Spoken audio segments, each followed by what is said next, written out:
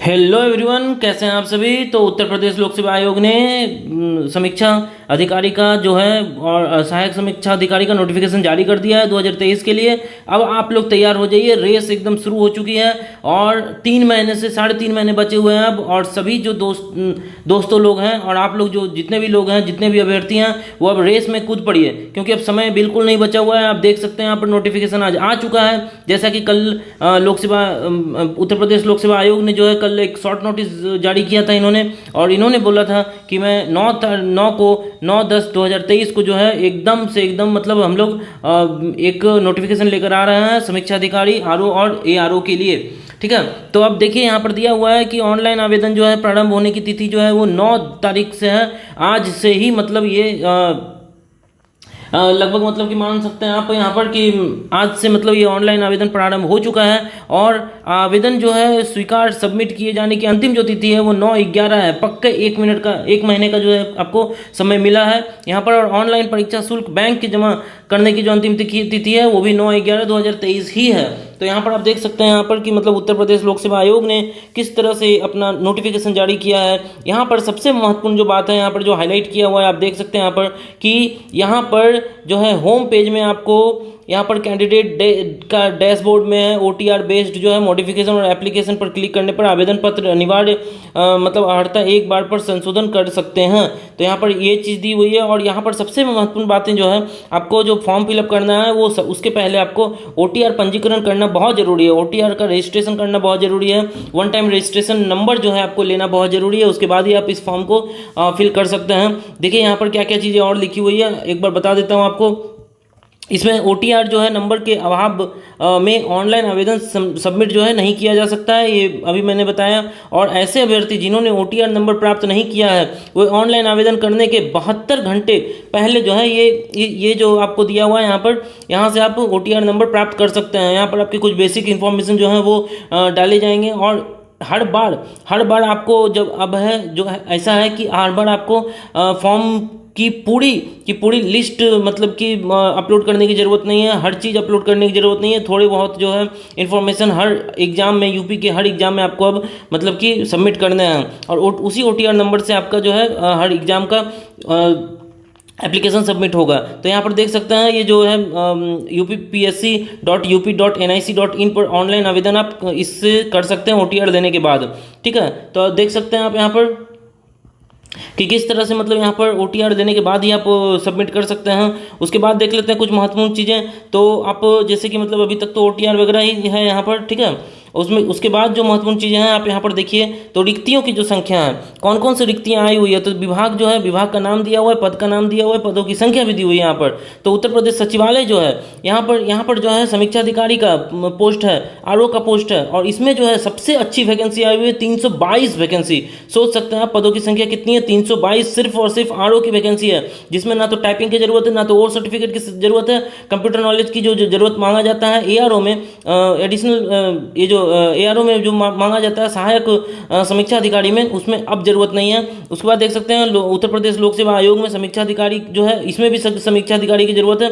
तो देखिए पहला जो है सचिवालय सेक्रेटरीट में होगा, उसके बाद आपको आयोग में डायरेक्ट होगा। इसमें 9 वैकेंसियां हैं। राजस्व परिषद में भी आपका समीक्षा अधिकारी का वैकेंसी है, बट यहाँ पर 3 वैकेंसियां हैं, यहाँ पर आप देख सकते हैं। ठीक है, और उसके बाद जो है यहाँ पर सहायक समीक्षा अधिकारी है, यहाँ पर 40 वैकेंसी है। उसके बाद सहायक समीक्षा अधिकारी की 23 वैकेंसी है। यहाँ सचिवालय, यहाँ पर राजस्व परिषद में, मतलब हर अलग अलग विभाग जो है, अलग अलग आयोग में यहाँ पर वैकेंसियाँ हैं। उसके बाद जो है उत्तर प्रदेश लोक सेवा आयोग में जो है समीक्षा की जो है सहायक समीक्षा की अधिकारी की जो है वो 13 वैकेंसी है। और उत्तर प्रदेश लोक सेवा आयोग में सहायक समीक्षा अधिकारी जो लेखा है वो 1 वैकेंसी है। तो यहाँ पर देख सकते हैं यहाँ पर बहुत ही अच्छी तरीके से यहाँ पर वैकेंसियाँ एक से एक आपको मिल रहा है। और उपयुक्त पदों के अतिरिक्त समान प्रकृति अर्हता के जिन पदों अधियाचना में प्रारंभिक परीक्षा के परिणाम आने तक प्राप्त हो जाएंगे, यदि इस चयन में सम्मिलित किए जा सकते हैं। ठीक है, अधियाचना यदि आती है और मतलब आप वैकेंसी इंक्रीज कर सकते हैं, बढ़ा सकते हैं, घटा सकते हैं। देखिए घटने की आसार कम है, लेकिन ये रिक्तियां और बढ़ सकती है। तो आप निराश ना हो, और भी मतलब कि वैकेंसियां जरूर आने वाले हैं। और इसका जो वेतनाम है आप देख सकते हैं यहाँ पर 44,000 से 1,42,000 तक वेतनाम है। लेवल 7 का यहाँ पर जो है वेतन वेतन है। और यहाँ पर आप देख सकते हैं लेवल 8 का भी वेतन है, यहाँ पर 47,600 से आपका 1,51,100 तक के वेतनाम में ये पद जो है के नोटिफिकेशन को यहाँ पर जारी किया गया है। तो इस तरह से आप देख सकते हैं कितना अट्रैक्टिव जो है यहाँ पर नोटिफिकेशन आया हुआ है। और जो आरक्षण वगैरह दी हुई है यहाँ पर आप लोग जानते ही हैं, इन सबों को आप अच्छे से पढ़ लीजिएगा, उसके बाद ही फॉर्म फिलअप करिएगा आप लोग, ठीक है। आयु में छूट भी दी हुई है, तो हर जो यूपी के हैं वहाँ पर ओबीसी वगैरह हैं उनको उस हिसाब से आयु में छूट दिया हुआ है। यहाँ पर और भी शैक्षणिक एलिजिबिलिटी दी हुई है कि आप एलिजिबल जो है वो किसमें मतलब कि किसमें हैं आप। तो यहाँ पर सहायक समीक्षा जो अधिकारी है सिर्फ उनके लिए ही देख सकते हैं यहाँ पर हिंदी टंकन न्यूनतम 25 शब्द जो है प्रति मीटर की गति से यहाँ पर आपको होना अनिवार्य है, ठीक है। और अंग्रेजी यदि टंकन है आपको ज्ञान रखने वाले अभ्यर्थी यदि आप हैं तो इसे अधिमान जो है दिया जाएगा, मतलब उनको प्राथमिकता दी जाएगी, मतलब ऐसा यहाँ पर बोला गया है। उसके बाद देख सकते हैं सहायक समीक्षा अधिकारी के लिए भी यहाँ पर भी दिया हुआ है स्नातक जो है वाणिज्य में स्नातक आपको होना चाहिए, ठीक है। तो इस तरह से आप देख सकते हैं सिर्फ सहायक समीक्षा अधिकारी का यहाँ पर एक्चुअली दिया हुआ है। उसके बाद जो है ओटीआर के संबंध में एक और यहाँ पर दिया हुआ है कि ओटीआर में उल्लेखित जो व्यक्तिगत सूचना है उसे परिवर्तित किया जा सकता है और डैशबोर्ड पर सिंक्रोनाइज करने का अनिवार्य आप मतलब कि परिवर्तन कर अनुमान्य मतलब कि नहीं होगा उसके बाद यदि आप सिंक्रोनाइज कर देते हैं उसके बाद, ठीक है। तो आप एक अच्छे तरीके से फॉर्म को फिलअप कीजिएगा। और भी जो है इस नोटिफिकेशन में हम लोग देखेंगे, और वो इसमें अभी मान लीजिए कि हम लोग इसमें देखते हैं वो सिलेबस के बारे में। तो यहाँ पर सिलेबस दिया हुआ है, आप देख सकते हैं यहाँ पर सिलेबस दिया हुआ है पीटी और मेंस दोनों के लिए। तो जिस तरह का सिलेबस था उसी तरह का सिलेबस दिया हुआ है। यहाँ पर प्रारंभिक परीक्षा हेतु जो योजना और पाठ्यक्रम दिया हुआ है, यहाँ पर देखिए जीएस के बारे में दिया हुआ है जिसमें कि प्रश्न 140 होंगे और इसके अंक भी 140 हैं। 2 घंटे का समय मिलने वाला है।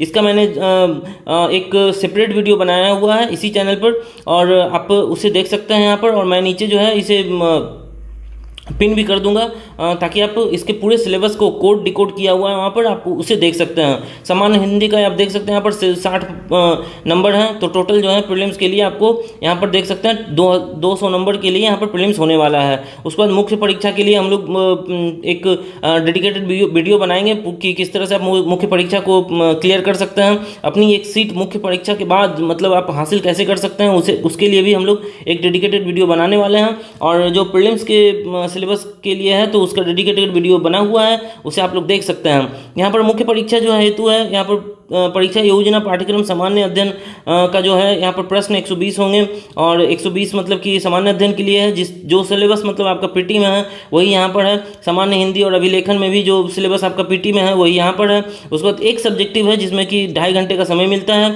उसके बाद एक निबंध लेखन है और उस कंप्यूटर ज्ञान भी है इसी में आपका 10 नंबर का।